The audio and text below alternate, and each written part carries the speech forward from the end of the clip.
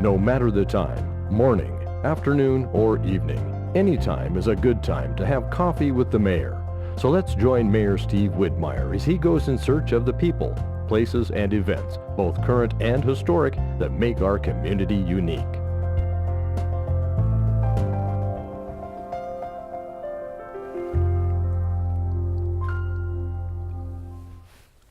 Welcome to another episode of Coffee with the Mayor. I am Steve Whitmire, and I'm here with my co-host, as usual, Council President Woody McEvers. Thank you for being here today. My pleasure. And today, Woody, we're about to get educated because we have the top educator in School District 271, Dr. Steven Cook, with us today. Welcome, Dr. Cook. It's great to have you here with us.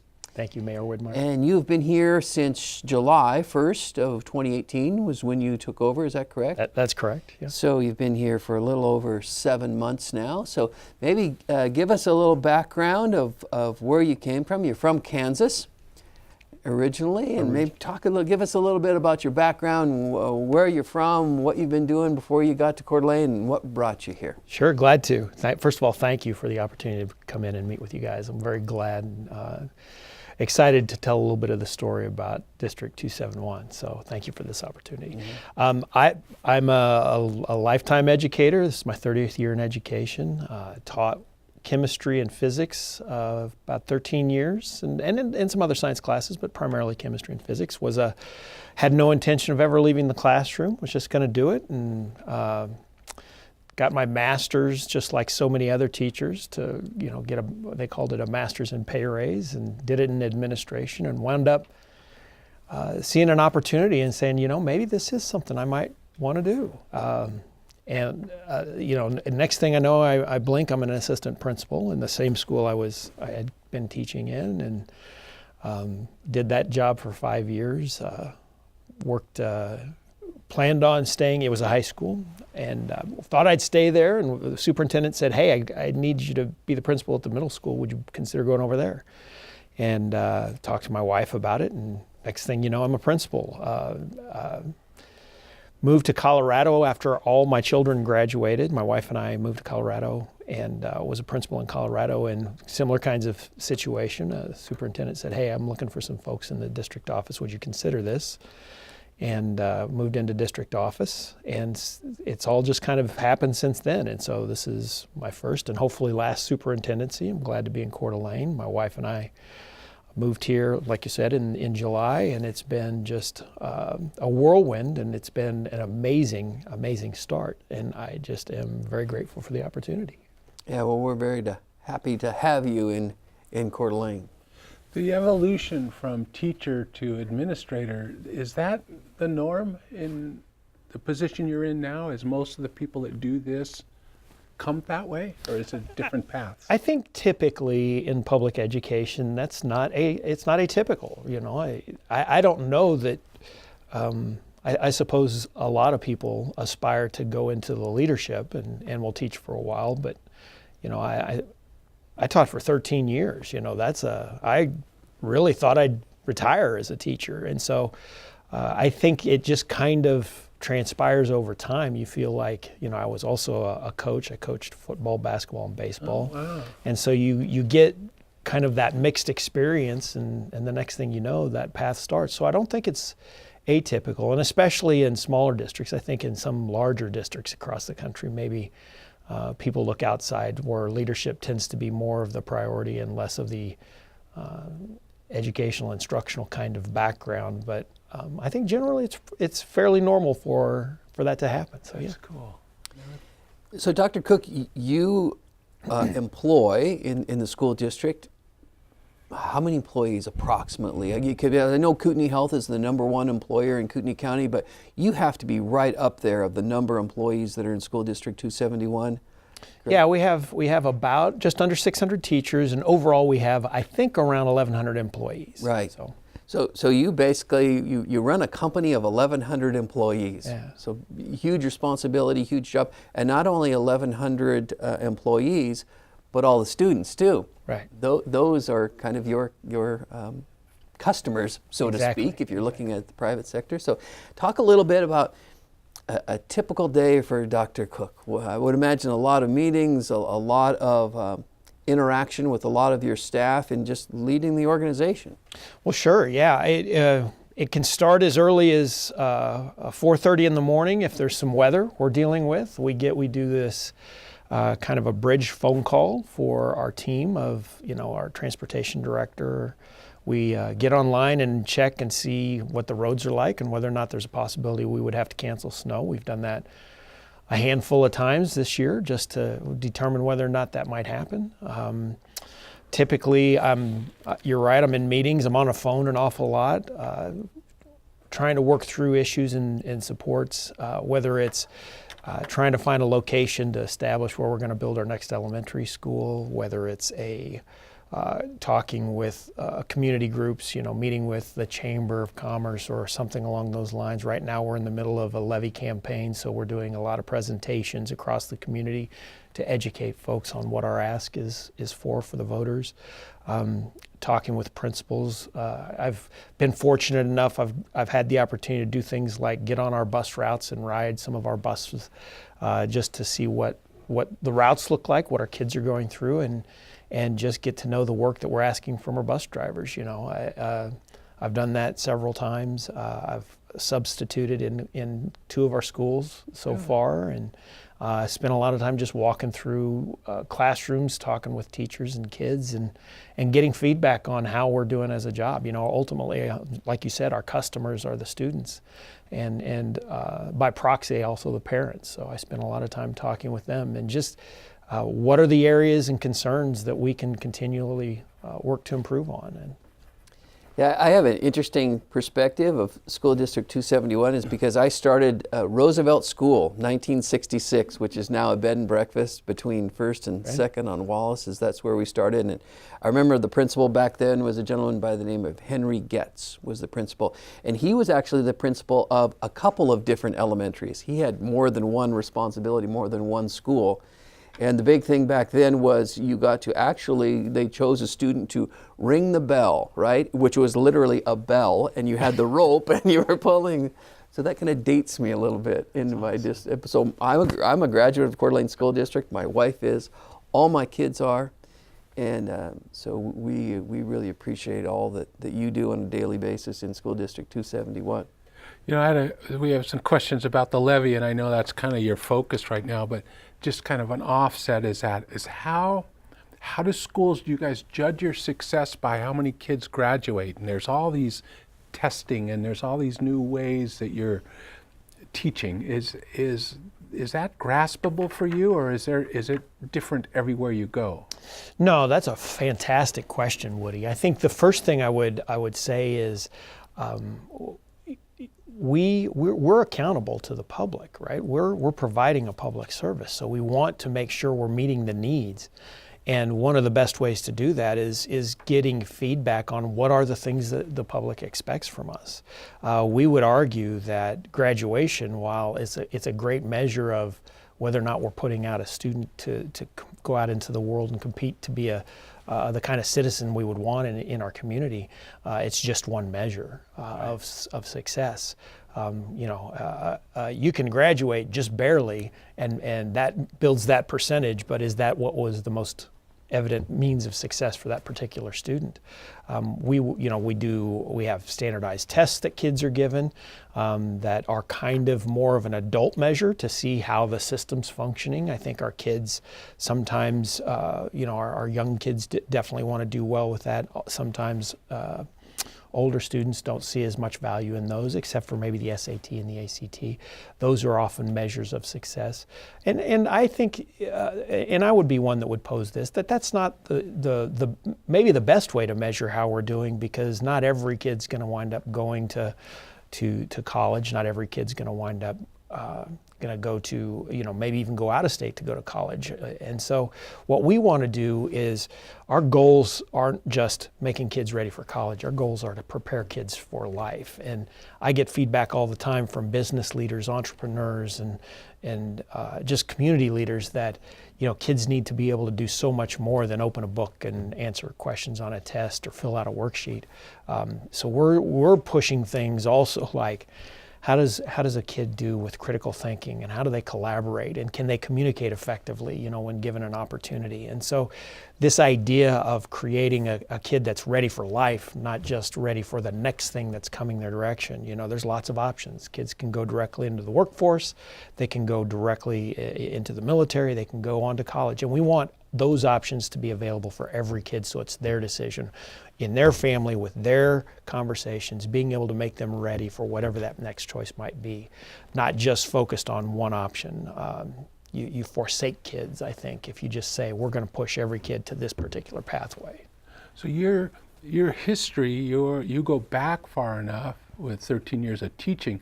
Was it that way then? Was that the philosophy when you were teaching chemistry and pretty heavy duty stuff? Yeah. I don't think I remember taking chemistry, but was it the same then as it is now? I think, I'm, like I said, this is my 30th year in education. So I've seen this kind of wave from, you know, as a chemistry and physics teacher, the kids I got were probably going to college. They were going to go on to college, most of them, not all. Sure. And then we got into the eras of No Child Left Behind, in which we all of a sudden now we're going to test every kid every year, in some cases many, many times during the year.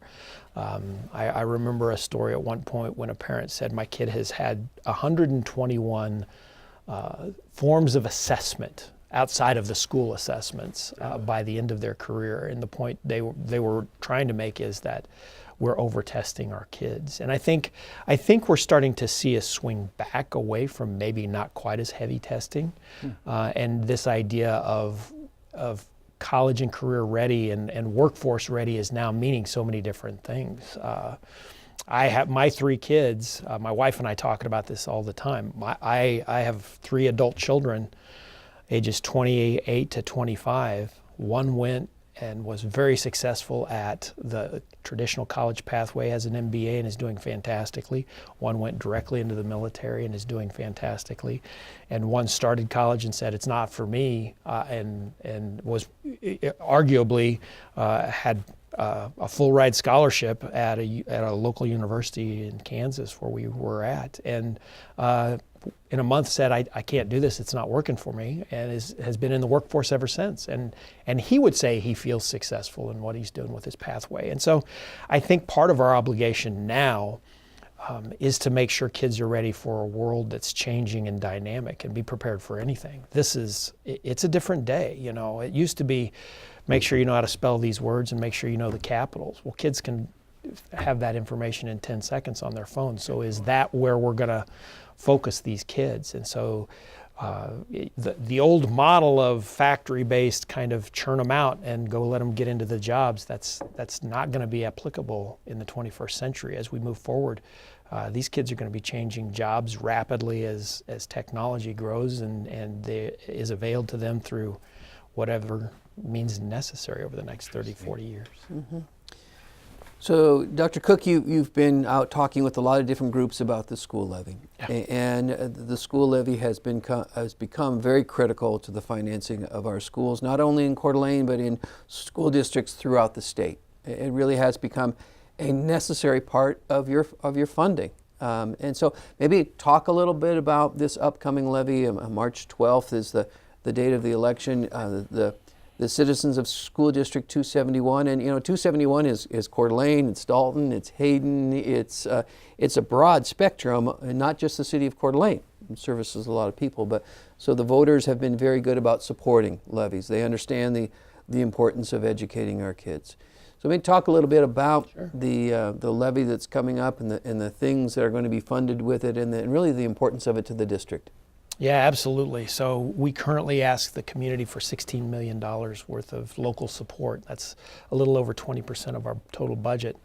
And we're purchasing things like the SROs and nurses and career tech ed, and we buy school buses. We just wrote a check for $700,000 for 7 new school buses that with seatbelts, as a matter of fact. And our new ask is for $20 million per year for the next 2 years, with 5 very specific asks attached to that additional $4 million. The first one is this increased support in mental health resources for our students, committing some money in. About 87% of the district's budget goes towards people. And so we would see this as an expansion of personnel that can support kids that at any given time, 1 in 5 kids is dealing with some sort of mental health crisis. And so that's a demand that we feel obligated to be a part of solving that. And so we're partnering with lots of entities in the community to help deliver wraparound services to kids with that. Something as simple as additional money for school budgets, just things like Scotch tape and butcher paper and markers, crayons for teachers so that they don't have to use their own money to purchase these things for their kids. Professional development and training opportunities. Our community, or our teachers have said, not just teachers, but staff, both teachers and staff have said, we would love to have the opportunity to get better at our craft. Please, can we get some money to support that? Increased safety and security personnel. And then the last one, which I want to give a shout out to the school board. This is a pretty courageous ask, but to apportion some local dollars to staff compensation to do the best we can to retain and recruit quality talent. It's no secret that right now Coeur d'Alene teachers and staff can go across the state line into Washington and get a substantial pay increase, sometimes as high as 20%. Now, $4 million isn't going to solve that problem, and I think right now in this ask we've earmarked $2.5 million for this particular part of the initiative of retaining and recruiting staff into our district. But it is a more than just a symbolic measure of trying to keep people in the district, because there's the single most important factor in a child's education is a quality teacher in front of them. And we want to do everything in our power. And I commend the board for their commitment to this. And this is money separate from the state funds. So this is in addition to trying to do everything in our power to make sure that we keep our quality staff here at home where they belong. I have to tell you that I'm very happy that the school board and yourself has made that commitment to teachers. There isn't anything more important than teachers. I talked about when I started out at Roosevelt School in 1966, Mrs. Olin was my first grade teacher. So I'm 58 years old now. 52 years later, I can still remember the impact she had on my life when I was 6 years old. So teachers are very, very valuable, and I'm glad that you're really reaching out and making sure that we take care of the teachers who are taking care of our young people. So I really admire that, and I think that is a fantastic use of our district's dollars to reward those teachers.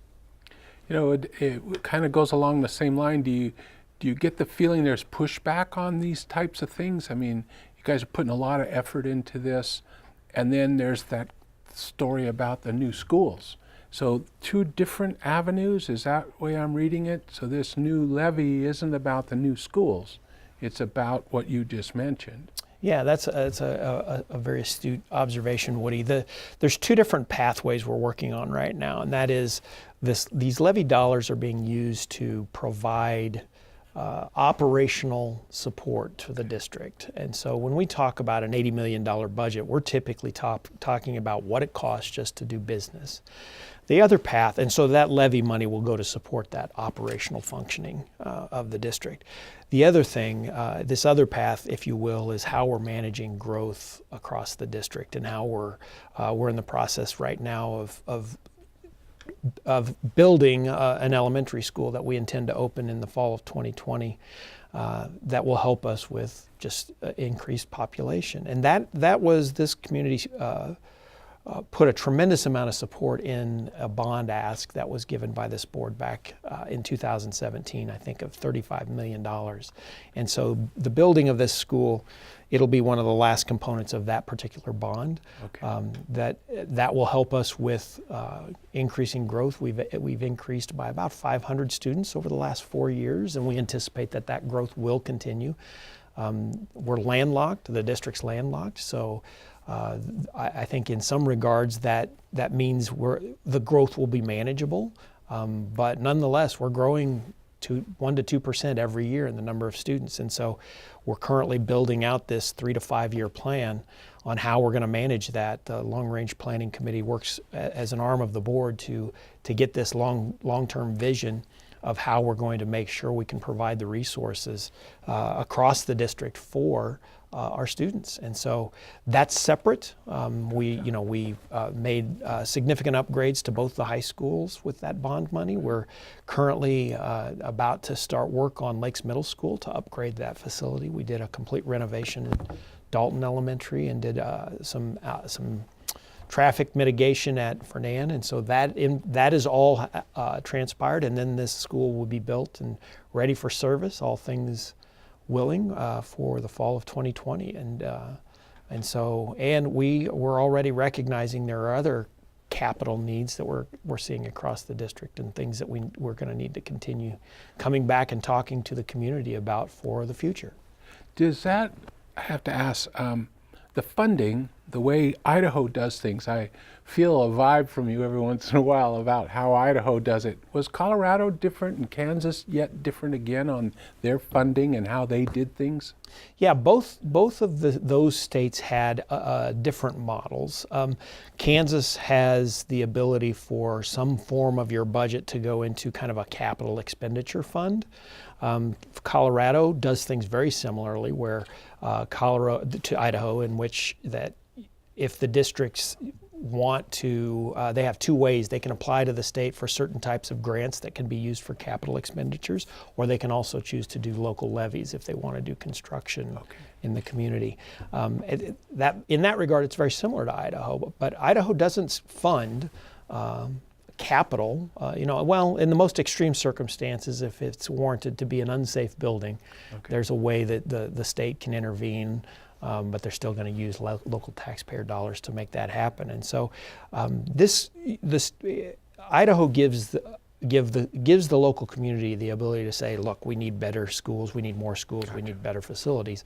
If we want to go to the taxpayers, and the taxpayers are willing to support that. For a bond, the threshold is 2/3 majority, so it's a pretty tricky ask. We've got to go to the taxpayers and get.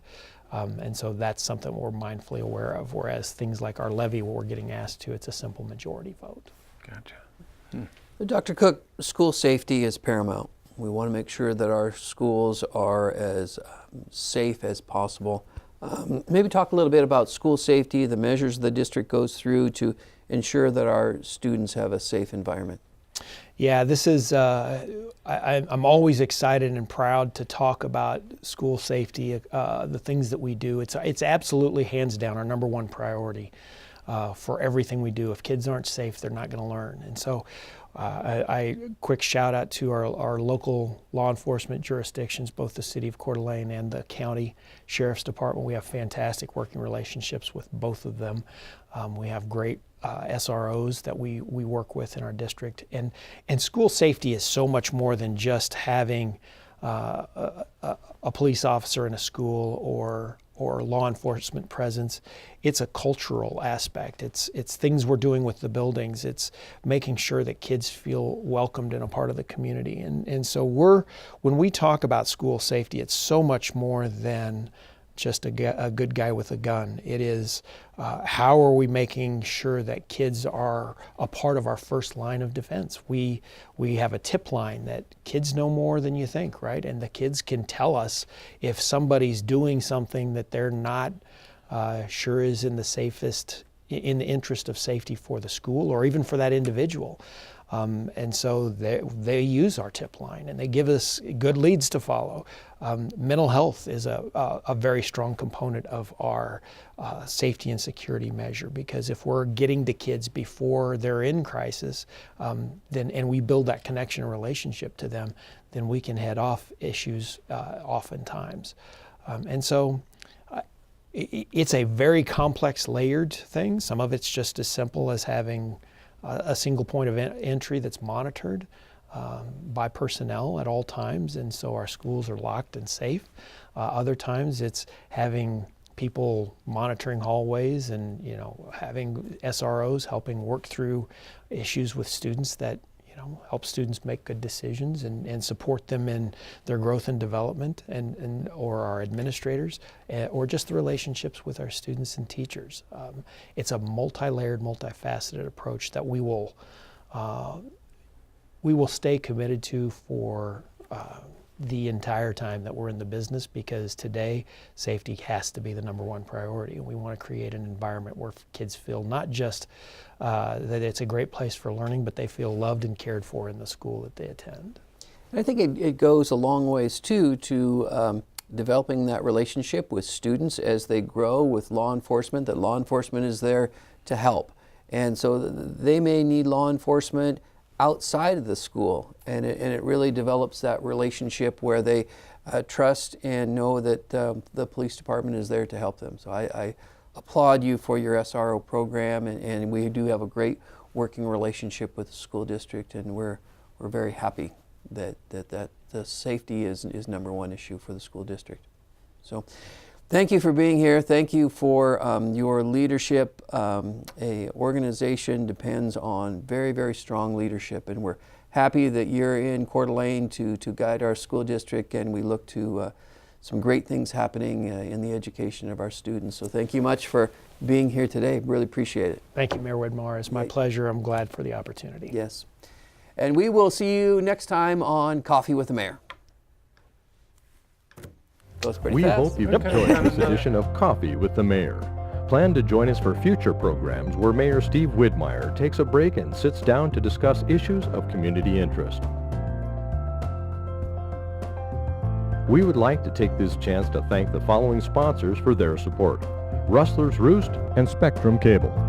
So brew a pot of your favorite blend and sit down with us next time when we once again have Coffee with the Mayor.